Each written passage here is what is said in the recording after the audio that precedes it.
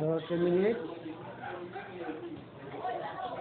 Ayan yung ating mga sabay ko sa ating yung ibang invite natin ay doon sa lugar nyo na rin. Dami ko yung invite doon. Atin daw sila ngayon. Sana makatulong. Doon sa pagpunta sa ano nyo, sa sinukan nyo pa gano'n. Tabula atin daw sila. Tayo natin. Sis, bro! Ino pa ito. At mamaya, i-attendance mo. O sa kanila. May mga attendance na tayo. Kasi yung mga attendance natin, ito yung ipapakita ko sa agape. Ito yung mga dumadalo sa apilan. No?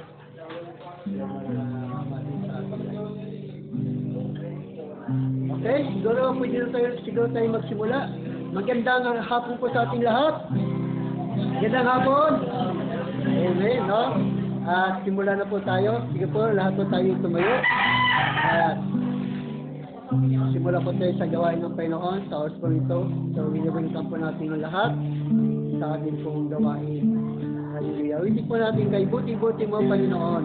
Hallelujah. Napakabuti po ng Diyos sa ating buhay. Kay buti-buti mo, Panginoon. Sa lahat ng oras. Sa lahat ng oras, sa bawat araw, sa bawat araw, kailangan ka pa, kailangan ka pa yung magmahal.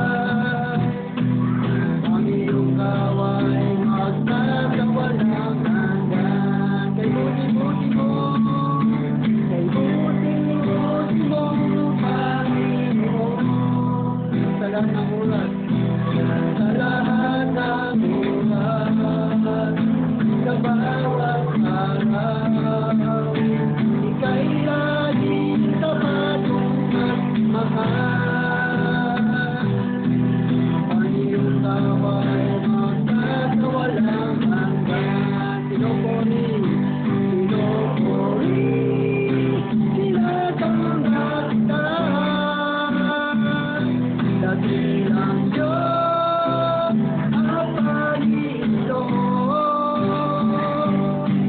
Tunay nga ika'y walang katulad, tunay nga ika'y di nagbabago, kay buti ng Diyos, sa akin ay nagmamahal. Kay buti mo, kay buti mo, Panginoon, sa lahat ng oras, sa lahat ng oras, sa bawat araw, sa bawat araw, niya lagi tapat, ika'y lagi tapat kung magmahal. Ang iyong tawa ay magkakawalang hanggan. Pinupuri, tinatanggap kita, dakilang Diyos at Panginoon. Tunay nga ika'y walang katulad, tunay nga ika'y di nagbabago, kay buti ng Diyos na sa akin nagmamahal. Kay buti ng Diyos na sa akin nagmamahal. Kay buti ng Diyos na sa akin nagmamahal. Ano ko si Pastor Paul sa panimulang panalangin? Magigdiwas naman ang dalangin. Salamat po sa pagkakasita namin sa ito, sa pag-ilig ng aming nagpagsalita sa ito. Ito po muna sa amin.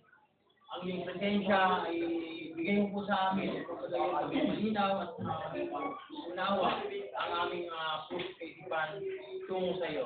Tingin ka na pagkakasita pangalan ng anak ni Jesus. Amen. Okay, patuloy po natin purihin ng Diyos. Sanda ba tayo magpuri sa Panginoon? Amen. Bago po tayo makinig ng salita ng Diyos, purihin muna natin ang Diyos at takilahin po natin ang Panginoon. Awitin po natin, this is the day that the Lord has made. Ito po ang araw na ginawa ng Diyos. Amen. Amen. This is the day that the Lord has made, that the Lord has made.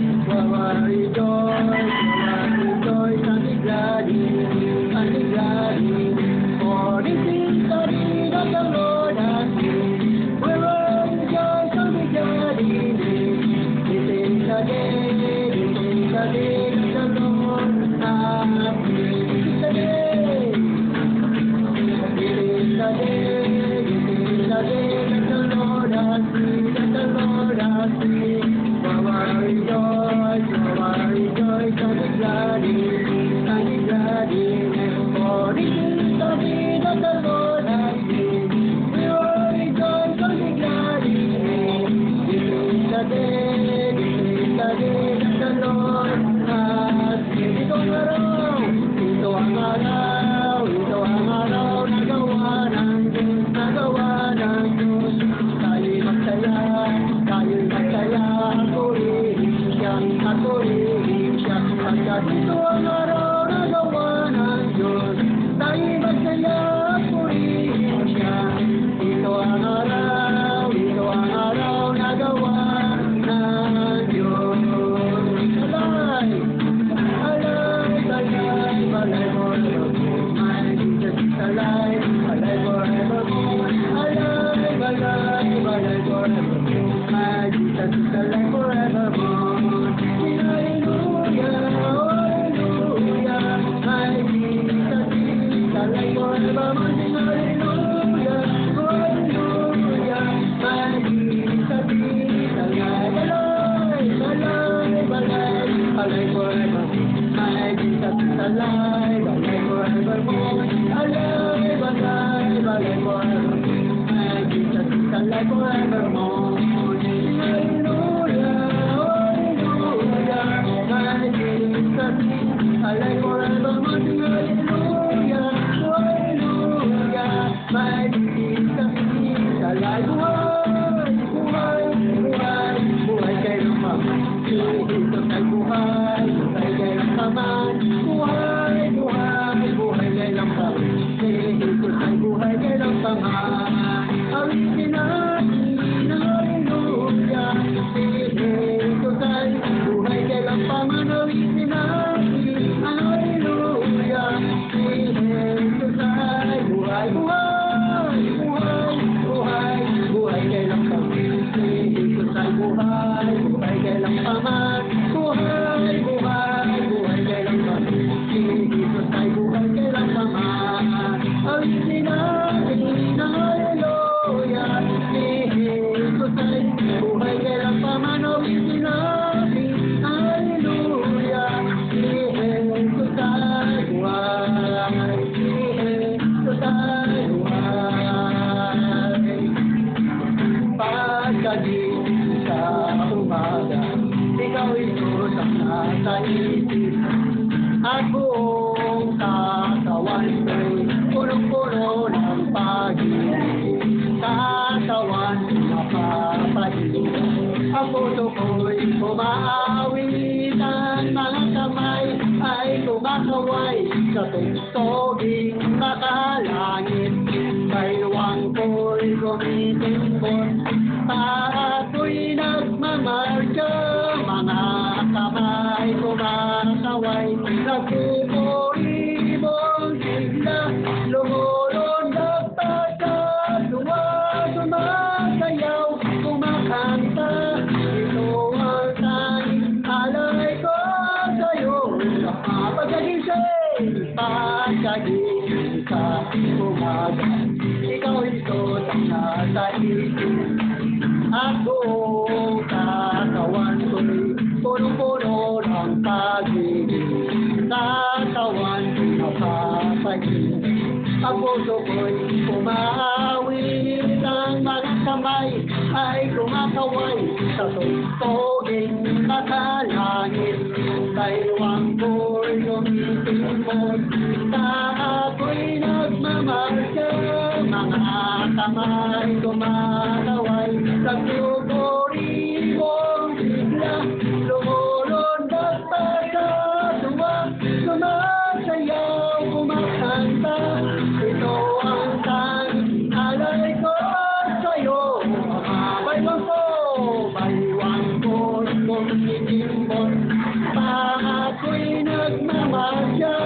Mga kamay ko kumakaway, nagpupuri mong sigla, lumulundag pa sa tuwa, sumasayaw, kumakanta, ito ang tanging alay ko sa'yo, Ama. Ito ang tanging alay ko sa'yo, Ama. Para natin ang Panginoon, pasal pa natin purihin ang Diyos. Let us begin to worship the Lord. Hallelujah. Nakalimutan pa natin ang Diyos sa Diyos. Umaga ito, at sa akin ito. Hallelujah, Lord, purihin ka, Panginoon. Yes, Lord.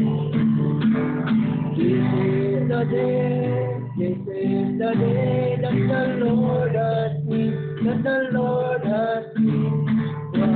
Rejoice, rejoice, and be glad in it, and be glad in it. For this is the day that the Lord has made. We will rejoice and be glad in it. This is the day that the Lord has made. Once again, this is the day. This is the day that the Lord has made, that the Lord has made. Rejoice, and be glad in it, and be glad in it. For this is the day that the Lord has made. Rejoice and be glad in it. This is the day that the Lord has made. Itong araw. Ito ang araw nagawa ng Diyos, tayo'y magsaya, at purihin siya, pagkat ito ang araw nagawa ng Diyos, tayo'y magsaya, at purihin siya, ito ang araw nagawa ng Diyos. Once again, ito ang araw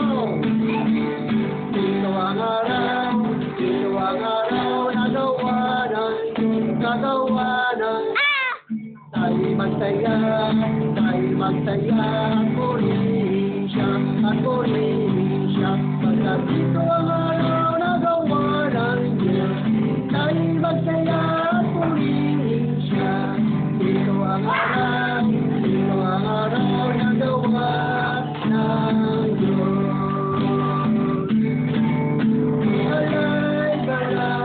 Alive forevermore, my Jesus is alive forevermore. Alive forevermore, my Jesus is alive forevermore.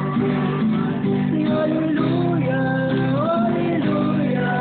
my Jesus is alive forevermore. Sing hallelujah, my Jesus is alive.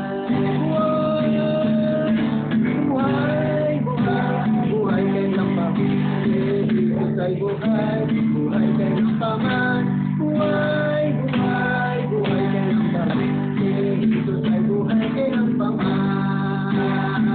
Awitin natin ang hallelujah, si Jesus ay buhay kay ng paman. Awitin natin ang hallelujah, si Jesus ay buhay. Pagpagin sa umaga, ikaw likod ang nasa isip, at buong katawan ko'y puno-puno ng pag-ibig. Katawan ko napapahinga, ang puso mo'y umaawit, ang mga kamay ay tumataway sa tugtugin makalangit. Paniwang ko'y kumitimbot, ako'y nagmamasya, mga kamay kumakaway, nagpupuri mong sigla, lumulundag pa sa tuwa, sumasayaw, kumakanta, ito ang daming alay ko sa'yo, ang aming pagpapatagisay. Pagkagising sa umaga, ikaw ito sa Ang buong katawan ko'y punong-puno ng pag-ibig. Katawan na papahinda, ang puso ko'y umawi. Ang mga kamay ay kumakaway sa gustong makalangit. Baywang ko'y kumikimbag, ako'y nagmamarcha. Mga kamay kumakaway, nagpupuribong sila. Lumulundag pa sa tuwa, sumasayaw, kumakanta. Ito ang tanging alay ko sa'yo, Ama. Baywang ko'y kumikimbag, ako'y nagmamarcha. Mga kamay kumakaway, nagpupuribong sila. Lumulundag pa sa tuwa, sumasayaw, kumakanta. Ito ang tanging alay ko sa'yo, Ama. Ito ang tanging alay ko sa'yo, Ama. Ito ang tanging alay ko sa'yo, Ama.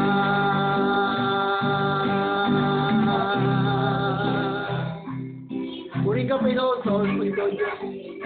Ang mga awitin nito, Diyos, ay inaalay namin sa iyo bilang pagsamba namin sa iyo, Panginoon, sa lugar nito, Diyos. Ang lahat na narito, Panginoon, narito sila, Panginoon, upang purihin ka, dakilahin ka, O Diyos, sa pamamagitan ng mga papuring awit nito, O Diyos. Maging ang iyong mga salita, Panginoon, na mahayag sa aming kaligitnaan, patuloy niyo pong pagpalain yung lingkod sa magdadala ninyo sa Panginoon. Salamat sa lahat na narito, sa invitation, Panginoon. Purihin ka, pasalamatan ka naman sa amin, sa pangalan ng Ama, ng Anak, at yung Maris Punto sa pangalan nito, sa lahat na narito, magsabi ng Amen. Salamat po natin ng Panginoon.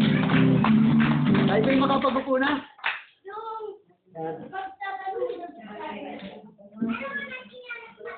Okay. Purihin ng Diyos. Wala si Isar, no? Wala si Rose, wala si Ramon. Sabi ko talagang mahirap maasahan, no? Sabi nga ay hindi naman tayo nag-iisa. Nandito naman tayo lahat. Amen po ba? Amen. Yan. So yan po ay napapanood po tayo sa napapanood po tayo ngayon sa araw nito sa YouTube, no? Sa YouTube po tayo napapanood, sa FB. Yan po yung ating mga binabible studyhan. At welcome po kayo lahat sa gawain po ng ating Panginoon, no? Kaya sa oras po nito ay baka mayroong gusto magpasalamat sa inyo sa Panginoon. At yung mga hindi pa po, wala pa sa attendance, mamaya i-ano po kayo sa attendance, no? May attendance na muna. Nasa cellphone po yung attendance nyo.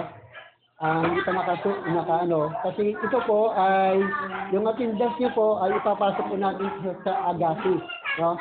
Para yung mga nandito, kung sakali magbigay man sila ng blessing, kayo po yung mabibigyan nila, no? Kayo po mabibigyan. So basta ang ko lang, trabaho ko lang, mag-Bible study. Sabi ko nga sa kanila, wala akong kakayanan magbigay sa inyo patungkol sa mga material, pero sabi nga, ang agape meron. Pero ang kakayanan ko na magbigay sa inyo ay ang salita ng Diyos. Amen. Mayaman ako sa salita ng Diyos. Kala nyo ba? Milyonaryo ako. Milyonaryo ako. Sabi nga Jesus Christ, alam ko mahirap ka, pero ang totoo mayaman ka. Kaya sa tingin nyo lang po, mahirap ako, pero ang totoo milyonaryo po ako. Amen. Amen. Milyonaryo po ako sa langit. Nasa langit po ang aking kayamanan. So nandun po, ang danang po doon ay Lantay Ginto. No, Lantay Ginto po, gusto ko po kayo makasama ron. Kasi dayuhan lang po ako rito. Tatagal lamang ako rito sa ibinigay sa akin ng Diyos ng panahon. No? Panahon. Kumbaga, panahon nila Jesus Christ, ganoon din po. Ganoon din kami ng mga lingkod sa Panginoon. Tatagal lamang kami sa panahong ibinigay sa amin ng Panginoon. Dahil ang totoong bayan namin ay ang langit, hindi po ito. Ito po ay, lang kami rito, namamayan. At kayo rin. Amen po ba? Kayo rin.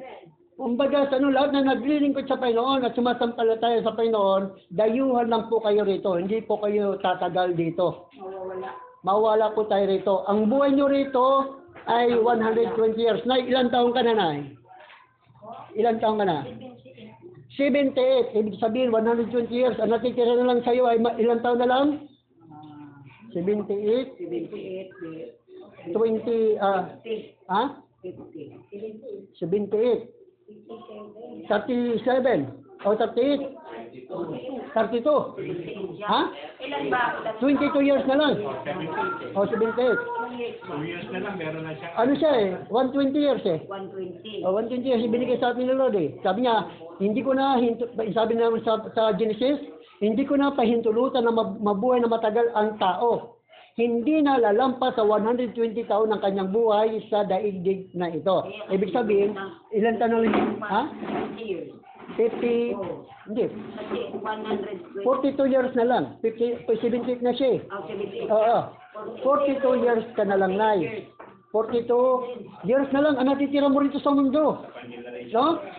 Ibig sabihin, meron ka pang 42 years na pagtsatsagaan mo ang mundo. Okay, 78 man. No? Pagtsatsagaan mo ang mundo. 42 years na lang. Pagtsagaan mo maglingkod kay Lord. No? Kasi ang bunga niyan ay buhay na walang hanggan. No? Sa mga katulad po natin may edad na, dapat ilagay na natin ang panahon natin kay Lord. Kasi nga, baka bigla tayong umalis sa mundong ito. No? So dito ay nagpapasalamat po ko sa inyo dahil tumugong po kayo sa panawagan sa aking mga imbitasyon na mayroon tayong Bible study sa lugar na ito. Dahil ang sabi ni Chairman sa akin, sinabi ko rin kay Chairman na bawat ay magkakaroon tayo ng Bible study. So, kaya darating po ang araw, baka si Chairman ay bibisita po rito, no? Para kayo makasama sa ganitong gawain. So, every Tuesday lang po ang ating gawain, no? Isang oras lang po tayo. Hanggang alas 3 lang po tayo. Ibig sabihin, meron pa tayong natitiran? Mababa pa to. 40 minutes pa. No, 40 minutes. So, yan. Ngayon, meron bang gusto magpasalamat sa Panginoon?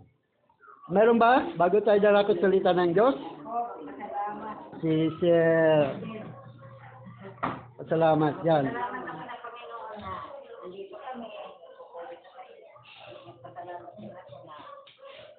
Karoon ng Bible study dito. Amen.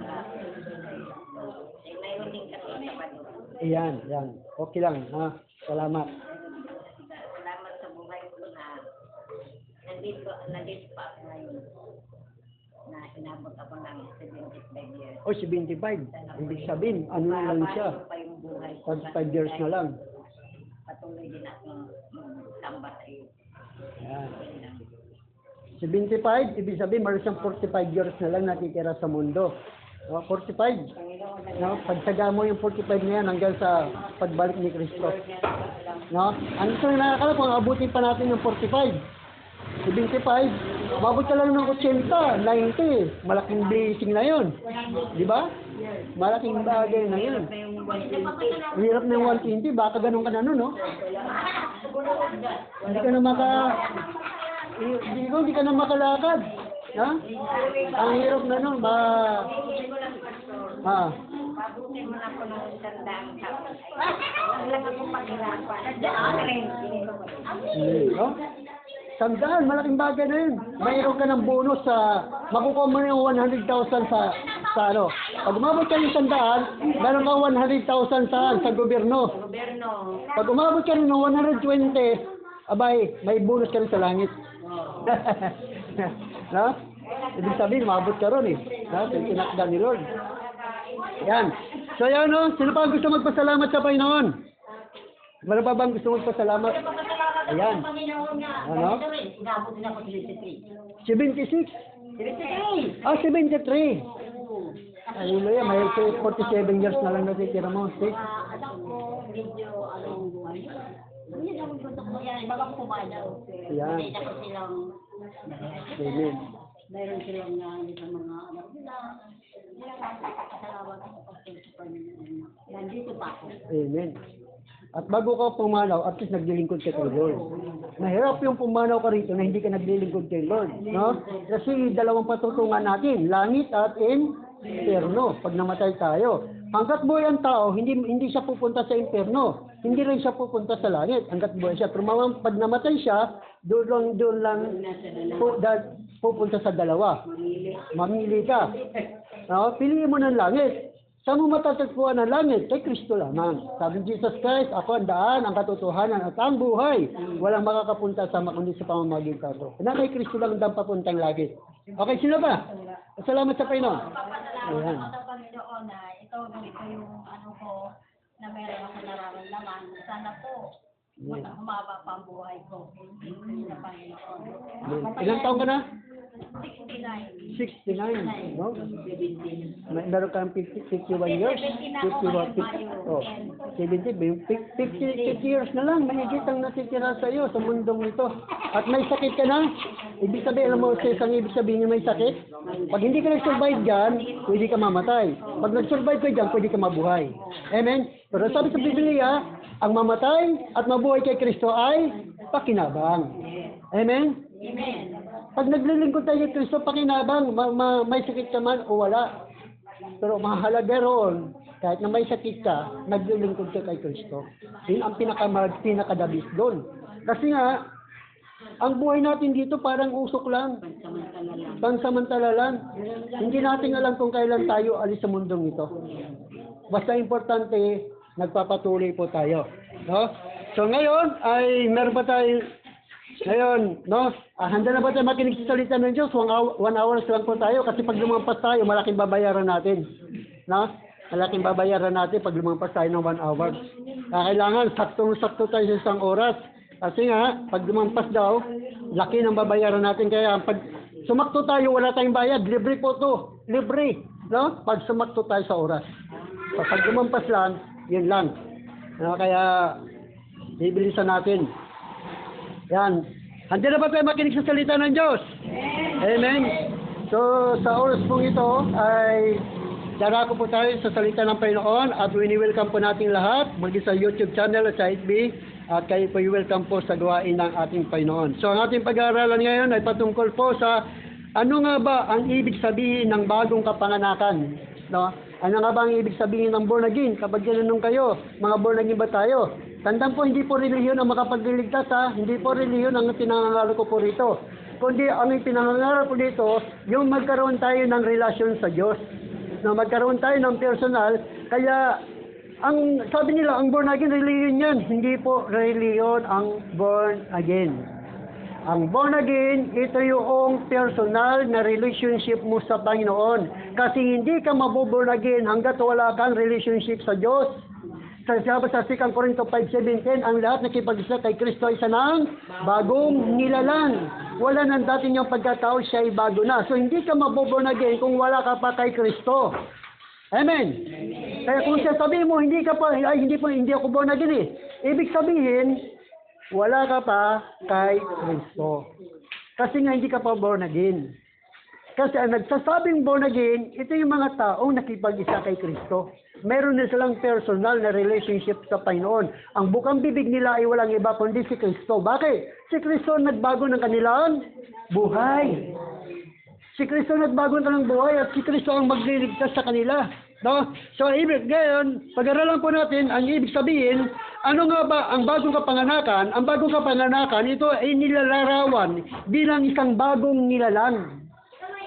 Bagong nilalang, ibig sabihin may binago ka rin, nilalang ka uli ng ating Panginoon. Bakit? Kasi nagkasala tayo sa Diyos, nahiwalay tayo sa Panginoon. Hindi na tayo naging karapat-dapat sa harap ng Diyos. Kaya kailangan mo magkaroon ka uli ng bagong nilalang, bagong buhay. No, sabi doon sa banal na kasulatan sa 2 Corinto 5:17, kaya kung nakipag-isa na kay Kristo ang isang tao, isa na siyang bagong nilalang. Wala na ang dating niyang pagkatao, sa halip siya ay napalitan na ng bago. Kaya yung mga tao hindi pa na nakipag-isa kay Kristo, hindi pa yung bagong nilalang. Ibig sabihin, wala pa sila doon sa pamantayan ng pagiging relationship sa Diyos. Wala pa silang personal na relationship. Sabi doon sa Galatia chapter 6 verse 15, hindi mahalaga kung tuli man o hindi ang isang tao, ang mahalaga kung siya nga ay naging bagong nilalang. Ang mahalaga daw, hindi mahalaga kung tuli man o hindi ang isang tao. Hindi mahalaga kung Hudyo o Hintil ang isang tao. Ang mahalaga, siya ay bagong nilalang. Yun ang daw ang pinakamahalaga. Kaya sabi doon sa Ephesians chapter 2 verse 10, sapagkat kayo nilalang ng Diyos, nilikha sa pamamagitan ni Kristo Jesus, upang iukol natin ang ating buhay sa paggawa ng mabuti. Yan ang layunin pinili ng Diyos para sa atin noong pamanguna. So doon ay sinasabi ng Biblia, tayo ay nilalang at nilikha ng Diyos. Kaya ang ibig sabihin ng bagong kapanganakan, ito ay nilalarawan ng bagong nilalang. Pangalawa, ang bagong kapanganakan, ito ay nilalarawan bilang isang bagong buhay. Bagong buhay. Ibig sabihin, dati mong buhay ay papalitan ng Diyos ng bagong buhay. So dito ay makikita natin, kaya kapag naging ka na, meron ng pagbabago sa buhay mo. Ang sabi doon sa Romans chapter 6 verse 1 to 14, ano ngayon ang sasabihin natin? Patuloy pa ba tayo magkakasala upang sumagana sa atin ang kagandang loob ng Diyos? Hindi. Tayo'y patay na sa kasalanan. Paano pa tayo mamumuhay sa pagkakasala? Hindi ba ninyo alam na tayo lahat na nabautismuhan kay Kristo Jesus ay nabautismuhan sa kanyang kamatayan? Sa makatuwid, tayo namatay na at nalibing na nakasama niya sa pamamagitan ng bautismo, upang kung paanong binuhay muli si Kristo sa pamamagitan ng dakilang kapangyarihan ng Ama, tayo rin ay magkakaroon ng panibagong buhay, sapagkat kung nakasama tayo ni Kristo sa isang kamatayan tulad ng kanyang kamatayan, tiyak na tayo ay makakasama rin niya sa muling pagkabuhay na katulad ng kanyang muling pagkabuhay. Alam natin na dati nating pagkatao ay naipako na sa krus kasama niya, upang mamatay ang ating makasalanang pagkatao at nang hindi na tayo malipin pa ng kasalanan. Sapagkat ang namatay na ay pinalaya mula sa kapangyarihan ng kasalanan. Kung tayo namatay ng kasama ni Kristo, maniwala tayong mabubuhay rin tayo kasama niya. Alam natin si Kristo nang muling mabuhay ay hindi na muling mamamatay. Wala na kapangyarihan sa kanya ang kamatayan. So dito ay nang siya mamatay, siya ay nang minsan dahil sa kasalanan, at ang buhay niya ngayon ay dahil sa Diyos. Kaya dapat din ninyong ituring ang inyong sarili bilang patay na sa kasalanan, ngunit buhay naman dahil sa Diyos. So doon ay sinasabi ng Biblia na ang kapanganakan, ito ay nilalarawan ng bagong buhay. Kaya mayroon na tayong bagong buhay. No, dati si Ramon dati, kung naalala nyo, talagang ang sama ng tao noon. No? Kung baga sa kung makikilala ni si Ramon dati, isang magnanakaw, pero ngayon ginagamit na ni Lord, wala lang dito. No? Magiging lingkod, ganun din. Pero dahil nga sa paglilingkod ko sa Panginoon, nagkaroon ako ng bagong buhay. No, kaya kapag tinanong ako, naging ka proud ako, sabihin ko, naging ako, bakit? Dahil ang nagbigay ng bagong buhay sa akin ay walang iba kundi si Kristo. Kaya sabi doon sa Colossus chapter 2 verse 13 to 15, kayong dating patay dahil sa kasalanan, kayong mga hintil na hindi nasasakop ng kautusan, ay binuhay ng Diyos na kasama ni Kristo. Pinatawad niya ang ating mga kasalanan at pinawalang bisa ang lahat ng naisusulat na alintuntunin laban sa atin. Pati ang mga pananagutang kaugnay nito, pinawi niya ang lahat ng ito nang ipako siya sa krus. Sa pamamagitan ng kanyang kamatayan sa krus, nilupig niya ang mga pinuno ng kapangyarihan ng sanlibutan. Ang mga ito ay parang mga bihag na kanyang ipinarana sa madla bilang katunayan ng kanyang pagtatagumpay. So doon ay sinasabi ng Biblia, tayong mga hintil, dati wala tayo, patay tayo. Pero binuhay tayo muli ng Panginoon, kaya meron tayong bagong buhay. Amen po ba? Amen. Meron ulit tayong bagong buhay. Kaya ano ang ibig sabihin ng bagong kapanganakan? Ito ay nilalarawan ng bagong buhay. Pangatlo, meron tayo pong 4 na pag-aaralan. Pangatlo, ang bagong kapanganakan, ito ay nilalarawan bilang spiritual na muling pagkabuhay. Spiritual na muling pagkabuhay. Na ibig sabihin, ang tao ay binubuo sa body, soul, and spirit. Nung magkasala ang tao, Ano ang namatay sa kanya? Unang namatay, ang kanyang espiritu. Namatay ang kanyang espiritu. Kumbaga sa cellphone, ang pinakabuhay ng cellphone ay ano? Signal. Amen. Kapag ang cellphone walang signal, bagamat siya'y buhay, walang kwenta. Amen po ba? Ganun din ang tao. Bagamat siya'y buhay, dahil patay ang kanyang espiritu, wala siyang kwenta. Wala siyang halaga. Dahil namatay ang kanyang espiritu. Nung magkasala si Adan at si Eva, doon namatay ang espiritu ng tao. Kaya ang nabubuhay na lang sa tao ay body and soul. Dahil ang tao ay nanggaling sa lupa. At ang tao ay binubuo ng body and soul. Ang espiritu, itong binigay ng Diyos sa tao para magkaroon siya ng buhay at magkaroon din siya ng komunikasyon sa Diyos. Amen. Magkaroon din siya ng komunikasyon sa Diyos. Kaya ang born again, ito ay nilalarawan bilang spiritual na kapanganakan. Kaya sabi dun sa Ephesians chapter 2, verse 1 hanggang 7, nung una patay kayo dahil sa inyong mga pagsuway at mga kasalanan, sinunod ninyo noon ang masamang takbo ng mundong ito at napailalim kayo sa prinsipi ng kasamaan. Ang espiritu nag-ahari sa mga taong ayaw pasakop sa Diyos. Ang totoo, tayong lahat ay dati rin namumuhay ayon sa ating laman at sumunod sa masamang hilig ng katawan at pag-isip. Kaya't ang ating likas na kalagayan, kabilang tayo sa mga taong kinapuutan ng Diyos, subalit napakasagana ng habag ng Diyos at napakadakila ng pag-ibig niya sa atin. Tayo binuhay niya kasama ni Kristo noong tayo mga patay pa. Dahil sa ating pagsuway, naligtas niya kayo dahil sa kanyang kagandang loob. Dahil sa ating pagkipag-isa kay Kristo, tayong lahat ay muling binuhay ng Diyos. Ang binuhay sa atin ng Diyos ang ating espiritu. Dahil noon si Kristo namatay siya sa laman at muling nabuhay saan? Sa espiritu. Kaya ganoon din naman, ang bubuhayin sa atin ng Diyos ang ating espiritu. Kaya dahil buhay na ang iyong espiritu, nandito tayo ngayon. Amen po ba? Amen. Dahil ang pagkain ng ating espiritu walang iba kundi ang salita ng Diyos. Ang pagkain ng ating body and soul ay walang iba kundi ang nandito sa mundo. Amen? Amen.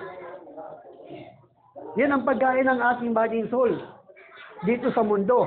Ngunit dahil buhay ng espiritu nyo, hindi na kayo nagugutom pa sa pagkain lamang, kundi nagugutom na rin kayo sa salita ng Diyos. Amen? Amen. So doon, makikita natin kapag born again ka na, kumpleto ng pagkatao mo.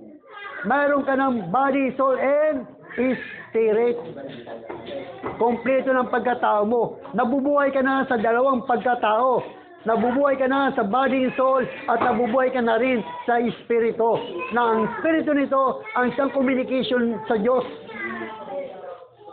Kaya nakikilala mo na ang Diyos. Kilala ba natin ang Diyos? Ang sabi sa banal na kasulatan, ang Diyos ay espiritu. Kaya dapat siyang sambahin sa espiritu at sa katotohanan. Yan ang mga taong buhay na ang espiritu. Dahil ang sabi sa banal na kasulatan sa Colossians chapter 2 verse 12 hanggang 14, sa pamamagitan ng bautismo, nalibing kayong kasama ni Kristo at muli rin kayong nabuhay na kasama niya dahil sa inyong pananalig sa kapangyarihan ng Diyos na muling bumuhay sa Kanya. Kayong dating patay dahil sa kasalanan, kayong mga hintil na hindi nasasakop ng kautusan, ay binuhay ng Diyos na kasama ni Kristo. Pinatawad niya ang ating mga kasalanan at pinawalang bisa ang lahat ng naisusulat at alintuntunin laban sa atin. So doon ay sinasabi ng Biblia na tayo ay muling nabuhay sa Espiritu. Kaya yung tinatawag na born again. Binuhay muli ng Diyos ang iyong Espiritu. Kaya naunawaan nyo ang ganitong gawain. Dahil napakalaga. Dahil sa pamamagitan ng pagkikinig sa salita ng Diyos, kumakain ng iyong Espiritu. Kumakain ng espiritu. Malakas ng kakatawan nyo, bagamat may sakit ang katawan nyo, pero ang espiritu nyo ay malakas. Malakas. So dito yung sinasabi, last but not the least, panghuli, ang bagong kapanganakan ito ay nilalarawan bilang anak ng Diyos. Kaya pag tinawag kang born again, 100% you are the son of God. Ikaw ay inaaring anak ng Diyos. Kaya huwag mong ikahiya na tawagin kang born again. Kasi ang born again, yan po yung pagiging anak ng Diyos. At yan ang sinabi ng ating Panginoon Kristo sa John chapter 3, verse 7, sabi niya, sumagot si Jesus, makatandaan mo, maliban ipanganak na muli ang isang tao, hindi niya makikita ang paghahari ng Diyos. Paano may panganak na muli ang isang tao kung matanda na? Makakapasok pa ba siya sa sinapupunan ng kanyang ina para muling isilang? Tanong ni Nicodemo. Sagot naman ni Jesus, pagkatandaan mo, maliban ang isang tao ay pinanganak sa pamamagitan ng tubig at ng Espiritu, hindi ito makakapasok sa kaharian ng Diyos. Ang tao ay pinanganak ayon sa laman ay laman, at ang ipinanganak ayon sa Espiritu ay Espiritu. Huwag kayong magtaka sa sinabi ko sa inyo, kayong lahat ay kailangan ipanganak na muli. Kayong lahat. Bakit kailangan may panganak muli? Dahil na hindi ka makakapasok sa kaharian ng langit. Amen? Amen. Dahil yan ang requirements. Kailangan mong may panganak na muli. Kailangan mong may panganak saan? Sa Espiritu. Dahil ang Diyos ay Espiritu. Kaya ang bagong kapanganakan, ito yung kapanganakan mo sa spiritual. At sabi doon sa John 3:16, kaya na lamang ang pag-ibig ng Diyos sa sanlibutan, kaya binigay niya ang kanyang bugtong na anak, upang ang sinuman sumampalatay sa kanya ay hindi mapahama, kundi magkaroon ng buhay na walang hanggan. So mayroon lamang kaisa-isang anak ng Diyos, hindi yun? Si Jesus Christ. Siya lamang. Hindi, ngayon paano tayo maging anak ng Diyos?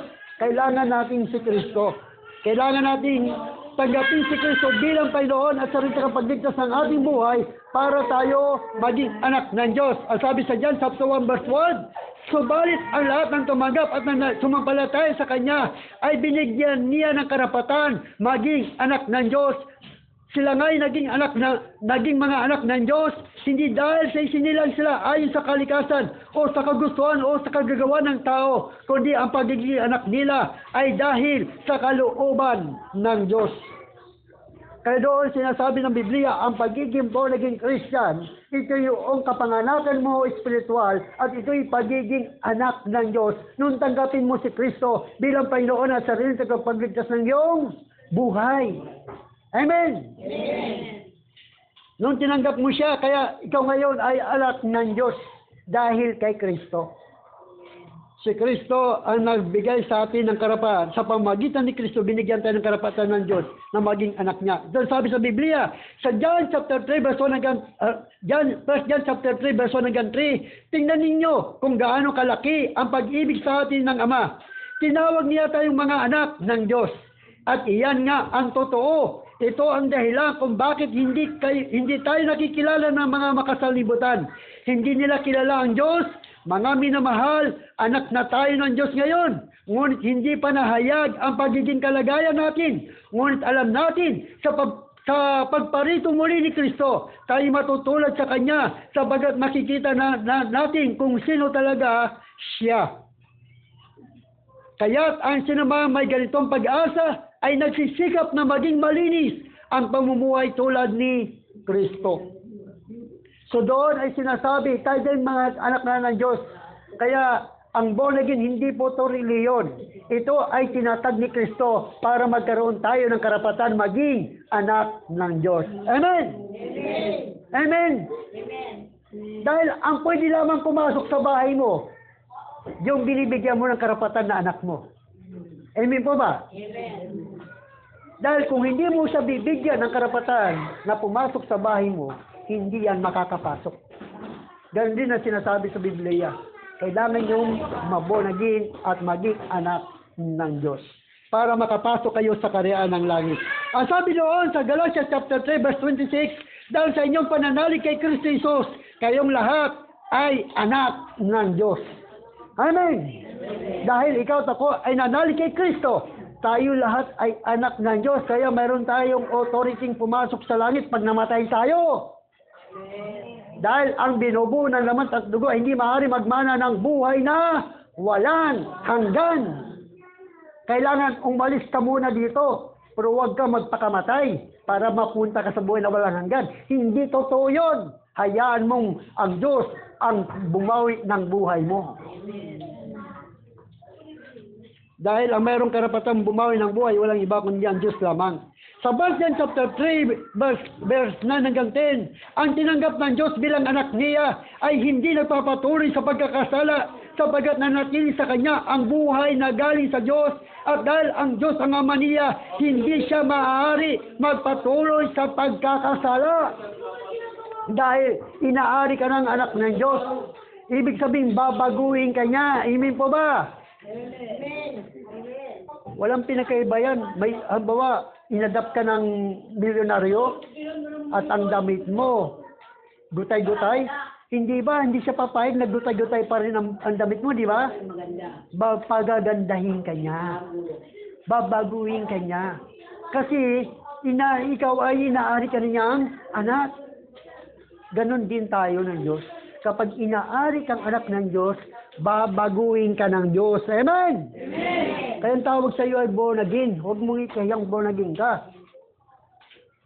Kaya kung may tanong kayo, born again po ba kayo? Pag sinabing hindi, ibig sabihin, wala pa yon relationship kay Kristo. Hindi pa nila kilala ang Diyos. Kaya dito yung nakikita natin na sinasabi ng Biblia na ang bagong kapanganakan, ito ay nilarawan bilang anak ng Diyos. Ang pagiging born again Christian, ito ay nilalarawan na ikaw ay anak ng Diyos. Sana po ay meron tayo naintindihan at meron tayo naunawaan patungkol po sa pagiging bagong nilalang o pagiging born again. Ang born again po, sinasabi ko po sa inyo, hindi po ito relihiyon. Hindi pumunta rito si Jesus Christ para itayo ang kanyang relihiyon, kundi pumunta siya rito para ipanumbalik tayo sa Diyos. Amen. At makamit uli natin ang buhay na walang hanggan na nawala sa atin nung magkasala si Adan at si Eva. Yun ang iinano sa atin ng Panginoon. Kaya puri ng Diyos, nawa meron tayo ng Indian. Sa oras po ito, mayroon pa tayo natitirang minuto bago mag 3 o'clock. Baka meron kayong tanong. 2:44 pa lamang. Baka may dadagdag si Pastor. Sa ating pag-aralan, mayroon pa tayong 16 minutes. Minutes lang, bilis. Para madagdag. Yung bagong panganakan, saka yung bagong nilalang, magkaiba siya. Yung nilalang, nilang tayo kay Diyos. Yung bagong kapanganak, dumaan yun sa proseso. Dumaan yun sa isang babae, mula sa bata, dugo, lumabas ang dugo, tubig, at ako. Bago dumating yun, pagdating sa bago nila lang, mapasok po yung spang, ang bata po pinanganak, papaluin, para lumalaw. Nag-live yun, papasok doon ng espiritu, para lubuhat. Yun po ibig sabihin ng bagong kapanganakan. Sa iba yun ang nila lang, sa pagbabago ng kaisipan. Take note po, yung nilalang tayo, dahil tayo masama, nalipat tayo sa kabulian. Yun po ang nilalang. Yun po ang dagdag ko, bagbat hindi niya ko lang diin dahil sa bagong kapanganakan, ay proseso po. Una yung tama, sinabi ni Pastor Alan, accept the Jesus and personal Savior. His justification. Yun po yung first na gagawin natin. Accept and personal Savior and baptism. Nagawa na po natin yung second, sanctification. Yung sanctification po natin, mag-aaral tayo sa pamamagitan ng salita ng Diyos. Pag-aaral natin, ilalakad po natin yung na tunay tayong bagong nilalang. Yung sinasabing Word of God, lalakad po natin ng tama. Kung ano sinabi ng Diyos, yun lang po ang ating gagawin. Sabi niya, bago ka manalangin sa akin, bati mo muna yung kagalis mo. Eh, hindi mo binabati, paano ka pagpapalain ng Diyos yung ritual? Seek ye first the kingdom of God and righteousness again. Kailangan po natin, isa-isip natin, yung righteousness, yung paglakad. Yung righteousness na po dun, yung sinasabing kingdom of God, si Jesus says, I am the way, the truth, and the life, no one comes to Father. Yun po yung truth na kingdom. Pag nasa yun si Kristo, you are new creation. Inside, sabi niya, yung nasa isipan, kung sinasabing born again, yung see, ang ibig sabihin sa Bible po nun, see, understanding. You cannot see the kingdom of God. Hindi mo daw makikita si Kristo. Kasi yung ibig sabihin dun, see, dun, understanding. Kailangan mauna, binigyan tayo ng, sabi ng Corinthians 2:16, meron tayong pag-iisip ni Kristo. Maintindihan natin ang salita ng Diyos at sarili natin pagkatao. Yung third, yung baptism of the Holy Ghost. Ito po, pag natama nyo, nagkamali kayo sa sanctification, balik na naman po kayo sa justification. Dahil nagkasala kayo.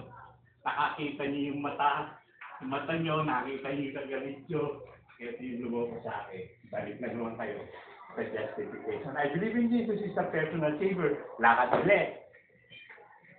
Pasok kayo sa sanctification, to follow Him. Pag sabi ko mananalangin ka, sarado yung pinto mo. Laging merong akibat at kung ikaw ay may utang, huwag ka muna magpalay. Yung pagsunod po natin sa Diyos ay doon po sa sanctification. Pag tayo bumabaksak, hindi papasok ang banal na Espiritu, yun ay problem. The Spirit, still of the Holy Ghost, ang pag pumasok sa inyo, ang banal na Espiritu is the finished work. You are within. How? Paano si Jesus lang? Diba? Napakadali. Napakadali. Tunay tayong anak kung tayong lalakad.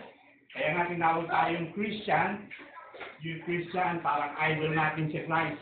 Is follow Him. O po yung ibig sabihin po ng ating bagong pagkatao. 3 pong proseso ng bago tayo. Pag hindi po natin nasusunod yung Word of God, babaksak po tayo, balik tayo sa I believe in Jesus. Tapos ang trabaho po ni Jesus ngayon, siya po yung Lamb of God. Ang Lamb of God po, kung makita sa langit, siya yung kordero ng Diyos na God. Pag tayo nagkakasala, hindi pinitignan ng Diyos ang kasalanan natin. Kundi si Kristong napako sa cross, nandun po siya nakaupo sa Lamb's throne. Tinitingnan po ang Diyos. Pag nagkamali ka, huwag lang po tayo magpapaabot pagtapos na ang mundo. Baka dumaan tayo sa tribulation sa paghihirap, no? Ang tribulation, ibig sabihin, afflicted pa tayo din. The blood of Jesus is the freedom. Pero, pagdating doon, dadaan lang po kayo sa paglilinis. Mas maganda tayo, gumagawa na tayo dito, naglilinis tayo ng ating ano. Huwag na po tayo sa tribulation malinis. Dito na. Lumakad tayo ng tama sa Diyos at follow of Jesus, you are saved. Yun lang po. Amen. No? So yan, no? May procession born again. Hindi po ganun kadali. Born again ako. Hindi. Ang procession ng born again, yung dumadala tayo sa gawain ng Diyos. Yan ang procession ng pagiging born again. Nakikita na yon pagsunod mo sa Panginoon. Kasi malalaman mo sumusunod ka sa Diyos kung umating ka sa gawain ng Diyos. Amen? Kasi kung hindi ka umating sa gawain ng Diyos, hindi ka born again. Kasi ang born again, hinahanap niya lagi ang salita ng Diyos. Kung saan yun si Kristo. Sabi ni Jesus Christ, ang aking mga tupa ay nakikinig sa akin. Kung nasaan na aking mga salita, ay nandoon sila. Nakikinig sila sa akin. So, punin ng Diyos, no? At yung mga wala po hindi pa nakasulat dito sa attendance, huwag po kayo alis ha, kasi nga may attendance po tayo. No? So yan, isang oras lang po tayo, no? At ngayon ay dala po tayo sa ating huling pong gawain. At mamaya ni Pastor Wally ang ating huling panalangin. At bago yan, tayo muna umawit sa Panginoon. Yan.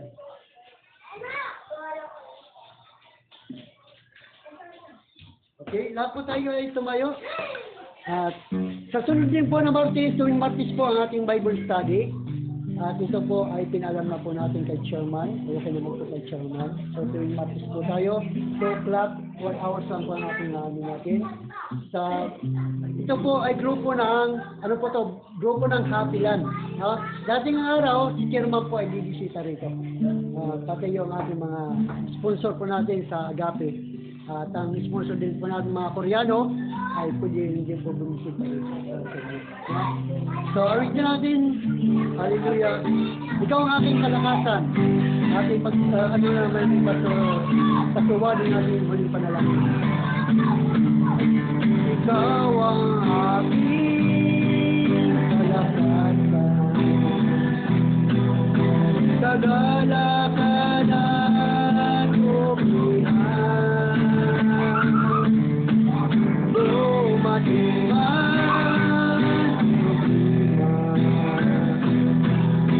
Wala makapag-iwalay, walang maikukumpara sa pag-ibig mo. Gaano makalayo, gaano man kalayo ang langit, pag-ibig mo'y para sa lahat. Dudulog kami sa panan mo at sasamba sa'yo. O Diyos, gaano man kalayo ang langit, pag-ibig mo'y para sa lahat. Ikaw ang lakas, ikaw aming Diyos, kagalakan ko.